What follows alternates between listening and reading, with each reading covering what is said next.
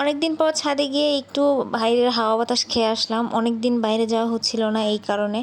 আর বাসায় এসে একটু কাজ নিয়ে বসলাম, অনেক দিন সেই কাজ নিয়েও বসা হচ্ছিল না। চলুন কাজগুলো করি আর আপনাদের সাথে একটু গল্প করি। আসসালামু আলাইকুম আর হ্যালো এভরিওয়ান, কী অবস্থা সবার, কেমন আছেন? আশা করছি সবাই অনেক অনেক ভালো আছেন। আমিও আলহামদুলিল্লাহ ভালো আছি।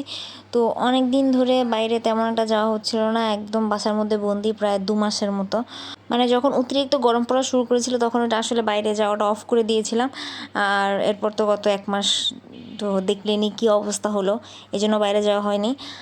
তো ছাদে যাওয়াটাও রিস্ক ছিল, এই কারণে আমি ছাদেও যেতাম না।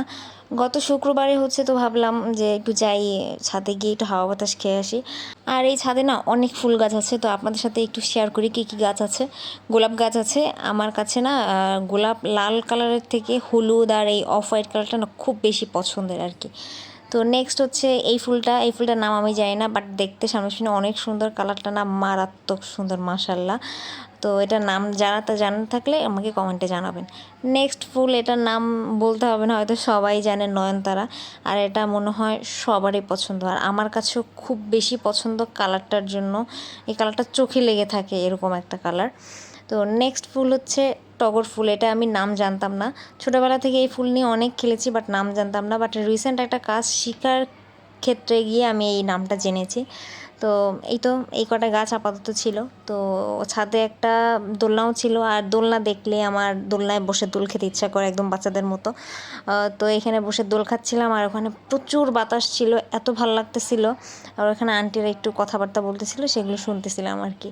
আর আমার এই ছাদটা না খুব বেশি পছন্দ হয়েছে, কারণ এটা দোতলা ছাদ, আমার কাছে খুবই ভালো লেগেছে। আর দোতলাটা মারাত্মক সুন্দর, আর দোতলা থেকে ভিউটা দেখেন কি সুন্দর। আর এই ভিডিওটা না ওই দিন করা, মানে যেদিনে আমি গিয়েছি ওই দিন আর না, কারণ ওই দিন দোতলায় অনেক লোক ছিল, তাই আমি দোতলায় যাই নাই, যেহেতু আমি একা ছিলাম। তো এটা না আগে একদিন গিয়েছিলাম, তখন এই ভিডিওটা করে রেখেছিলাম, যে এটা অনেক সুন্দর ছিল। তো ভাবলাম আপনাদের সাথে এটা শেয়ার করি, যে এটার দোতলাটা কেমন আর এখান থেকে কেমন ভিউ পাওয়া যায়, মানে দেখা যায় কি সুন্দর। আর এই যে ওই দিন হচ্ছে সূর্যটাও এত সুন্দর ছিল, আর আবহাওয়াটাও একটা মিষ্টি একটা বাতাস ছিল। বিকেলবেলা ওখানে গেলে আসলে মনটা ভালো হয়ে যায়। মানে মাঝখানে অনেক দিন যায় নাই, যখন হচ্ছে খুব খারাপ অবস্থা ছিল, ছাদে যাওয়াটাও সেফ ছিল না, তখন যাই নাই। বাট এরপরে মনে হলো না, যাই একটু রিফ্রেশ হয়ে আসি। তো এরপরে সন্ধ্যার পর বাসায় চলে আসলাম। বাসায় আসার পরে নাস্তার জন্য একটু কফির পানি বসায় দিলাম, কফি খাওয়ার জন্য। তো পরে এই যে কফি আমি জাস্ট এই নর্মাল এই 15 টাকার যেই কফিটা, নেসকফি, এইটাই খাই। আর এটার সাথে জাস্ট হালকা একটু চিনি হালকা না, একটু বেশি পরিমাণে মিশিয়ে, কারণ এটা তিতা। একদমই আমি হচ্ছে তিতা কফি খেতে পারি না। যারা খায় কীভাবে খায় আল্লাহ মাবুদ জানে, যেমন আম্মুই খায়, ডায়াবেটিস আছে দেখে, আমি একদমই খেতে পারি না। আর এর সাথে আর কিছুই মিশাই না, আর জাস্ট পানি, কোনো দুধ বা এই কিছুই আমি তেমন মিশাই না আর কি। তো এই যে চা না, কফি আমার রেডি। আমি চা খাই না, জাস্ট কফি খাই। এই হচ্ছে কফি, আর আমার মাফিন কেক। আমার মাফিন কেক একটাই হয় না, আমার 3টা লাগে। আমার জামাই বলে, তুমি কি যে একসাথে 3টা একবারে খায়? আমি যে কী করবো, আমার হয় না একটাতে আর কি। তো এই তো বসে কফি খাচ্ছিলাম, আর বাসায় একা ছিলাম, কারণ আম্মু খালামুনি বাড়ি গেছে, আমার বক বক করার লোক নাই, একা মানুষ আমি। তো বসে বসে হচ্ছে কফি খাচ্ছিলাম আর একটু ফোন টিপতেছিলাম। তো পরে ভাবলাম যে না, আজকে একটু কাজ নিয়ে বসা দরকার, অনেক দিন হয়েছে আমি কাজ নিয়ে বসি না। তো এই যে কাজগুলো নিয়ে বসছি, যেটা আমি এগুলো এই যে গ্রানি স্কোয়ারগুলো আমি রেডি করে রেখেছিলাম, যখন প্রথম কারফিউটা দিল, ইন্টারনেট যখন 5 দিন 6 দিনের জন্য ছিল না, তখন আমি এইগুলো বানিয়ে রেখেছিলাম। বাট এরপরে আর যখন পরিস্থিতি খারাপ হতে থাকলো, তখন আর কাজ নিয়ে বসার একদম ইচ্ছাই করতেছিল না, তাই আমি একদমই কাজ নিয়ে বসি নাই। তাই ওই দিন মনে হলো যে একটু কাজ নিয়ে বসে, এটা অনেক দিন ফেলে রেখেছিলাম, ভাবলাম যে এটা কমপ্লিট করে ফেলি, এটা ফেলে রেখে লাভ কি আর কি। তো আমি আরও একটা মানে ব্যাগ বানিয়েছি, যেটা হচ্ছে ভিডিও আমার ইউটিউব চ্যানেলে আছে, মুনিয়াস টিউটোরিয়াল সেম নামে সার্চ করলে পেয়ে যাবেন। ওখানটাও যদি মানে আপনাদের ভিডিওগুলো ভালো লেগে থাকে, ওখানে একটা সাবস্ক্রাইব করে দিয়ে আসতে পারেন। তো ওইখানে একটা ভিডিও, মানে ব্যাগের ভিডিও আপলোড করা আছে, যেটা আমি একদম ফুল কমপ্লিট করেছি এই বন্ধের মধ্যেই, মানে এই যে যখন ঝামেলা চলতেছিল, তাও শুরুর দিকে আর কি। তো আর এটাও আমি ওই যখন শুরুর দিকে ইন্টারনেটটা বন্ধ ছিল তখন ভাবলাম যে কি করব, কি করা যায়, ইন্টারনেট নাই, কিছু তো করার নাই। তা ভাবলাম যে আচ্ছা আমার কাছে তো সুতা আছে, আছে, এগুলো নিয়ে বসে একটু সময় পাস করি আর কি। আবার হচ্ছে তেমন কিছু ডাউনলোড করাও ছিল না।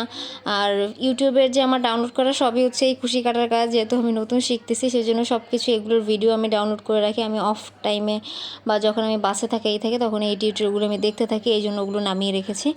তো এই জন্য হচ্ছে ভাবলাম যে ওই অফ টাইমটাতে এইগুলো কাজে লাগিয়েছি। কিন্তু যখন পরিস্থিতি আস্তে আস্তে খারাপ হতে থাকলো তখন আমি একদম কাজ করা অফ করে দিয়েছি, মানে একদম ইচ্ছা করতেছিল না। তো এই তো এখানে দেখাচ্ছিলাম যে কিছু কথা বলতে বলতে আপনাদের সাথে যে কিছু জয়েন করা হয়ে গেছে। তো এরকম আরও কয়েকটা গ্র্যানি স্কোয়ার আছে যেগুলোকে এরকম জয়েন করে একটা ব্যাগ বানাবো, একটা ব্যাগের শেপ দেওয়ার চেষ্টা করব। তো দেখা যাক কি হয় আর কি।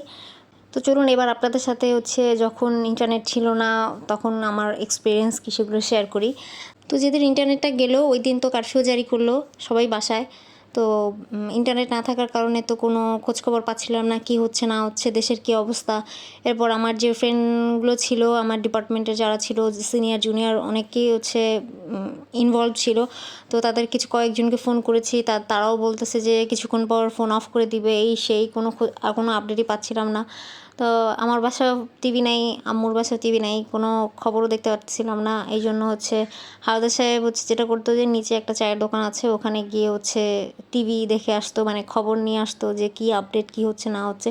ও নিজেও অস্থির হয়ে গিয়েছিল, কোনো খোঁজখবর পাচ্ছিল না দেখে।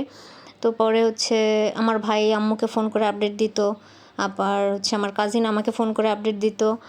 এরপর হচ্ছে আমার ভাই একদম স্ট্রিক্ট বলে দিয়েছে যে একদম বাসার বাইরে যাওয়া যাবে না, মানে যখন অবস্থা আরও খারাপ হতে থাকলো আর কি। কারফিউটা যখন আরও জোরদার করলো তখন একদম বাসা থেকে বের হওয়া নিষেধ করে দিয়েছিল। এরপর যখন আবার ইন্টারনেটটা আসলো তখন হচ্ছে মনে হয়েছিল যে ইন্টারনেট যখন ছিল না তখনই হয়তো ভালো ছিল, তখন কোনো খোঁজখবর পাচ্ছিলাম না, তখন মোটামুটি ছিল। মানে ইন্টারনেট আসার পর অস্থিরতা আরও বেড়ে গিয়েছিল। আর আমি এই জিনিসগুলো নিতে পারি না, আমি অস্থির হয়ে যাই, আমি অসুস্থ হয়ে যাই। তারপরেও আমি বারবার ফেসবুকে ঢুকে এগুলো দেখতাম আর কি। একদিকে বলতাম যে না আমি এগুলো দেখবো না, আমার খুব খারাপ লাগে, তারপরে আবার ফেসবুকে ঢুকে এগুলো দেখা শুরু করতাম। তখন বুঝলাম যে যখন মুক্তিযুদ্ধ হয়েছিল তখন কেন সবাই রেডিও নিয়ে বসে থাকতো, মানে আপডেট পাওয়ার জন্য। তো যাই হোক, এই যে কথা বলতে বলতে আমার এক্সপিরিয়েন্স শেয়ার করতে করতে কিছু এক সাইড জোড়া দেওয়া হয়ে গিয়েছে, আরও এক সাইড জোড়া দেওয়া বাকি আছে। তো সেটা এখন দেখাতে গেলে এই ভিডিওটা আরও অনেক বড় হয়ে যাবে। নেক্সট কোনো ভিডিওতে এই ব্যাগটার ফুল লুক আপনাদের সাথে শেয়ার করে দেবো ইনশাল্লাহ। আর আরও যে একটা ব্যাগ বানিয়েছি সেটা ইউটিউব চ্যানেলে গিয়ে একটু দেখে আসবেন। তো ওই দিনগুলোতে আপনাদের এক্সপিরিয়েন্স কেমন ছিল সেটা কমেন্টে আমাকে জানাতে পারেন। তো আজকের ভিডিওটা এই পর্যন্তই, নেক্সট কোনো ভিডিওতে দেখা হয়ে যাবে। ততদিন পর্যন্ত ভালো থাকবেন, সুস্থ থাকবেন। আল্লাহ হাফেজ এবং আসসালামু আলাইকুম। Thanks for watching.